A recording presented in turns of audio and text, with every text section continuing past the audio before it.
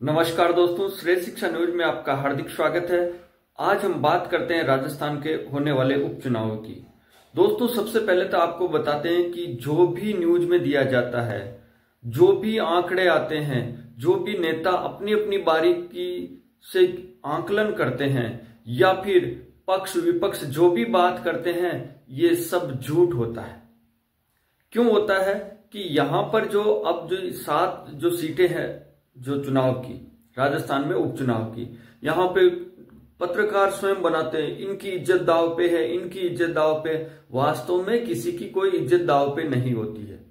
पक्ष वाले नेता कहेंगे कि हम जीत रहे हैं, विपक्ष वाले कहेंगे कि हम 7 सीटें जीत रहे हैं, जबकि ये जनता को मूर्ख बनाने का फैसला है।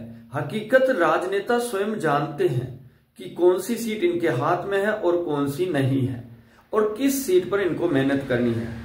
आम जनता, छोटे मोटे कार्यकर्ता, वो अपने आप को मान लेते कि हमारी पार्टी जीत रही है या हमारी पार्टी हार रही है।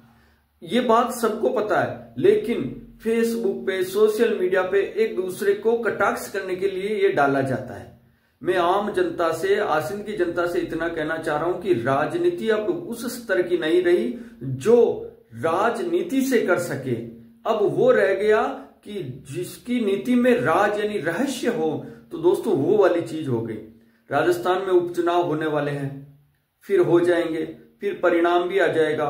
फिर ये जो राजनेता अभी जो बोल रहे हैं कि 7 सीटें हम जीत रहे हैं, कुछ कह रहे, पक्ष कह रहा 7 सीटें हम जीत रहे हैं, विपक्ष कह रहा 7 हम जीत रहे हैं, कोई कह रहा कि हमारी सत्ता में ये बदलाव होने वाला है, हमारे उस समय उपचुनाव जीतते थे, इस समय ये सब धरे के धरे रह जाएंगे। आप राजनेताओं से ये नहीं पूछेंगे कि आपने तो कहा था कि 7 सीटें जीत जाएंगे, आप क्यों नहीं जीते? फिर वो आपको क्या कहेंगे? ये राजनीति है, जनता का फैसला है, सर्वमान्य। जनता बेचारी हमेशा हमेशा पीसी जाती है।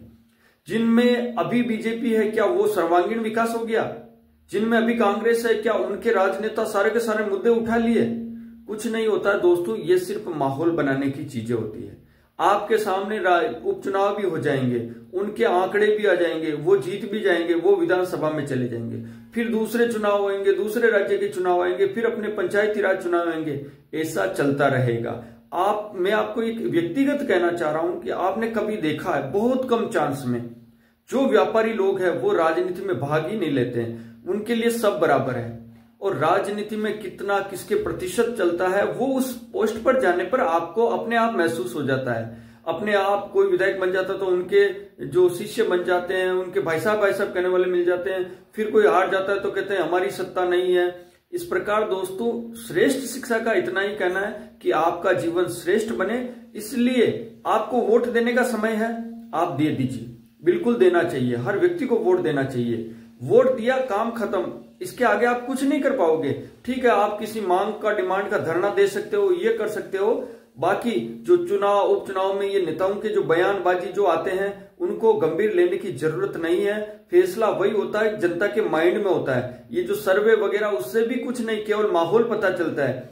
बाकी दोस्तों, आपको मैं बता दूं कि सर्वे वगैरह जो होते हैं, ये सिर्फ माहौल बनाने का काम करते हैं। आपको यही करना है कि आपका अगर मतदान है तो आप दे सकते हैं, नहीं है तो अपने आप फैसला आ जाएगा।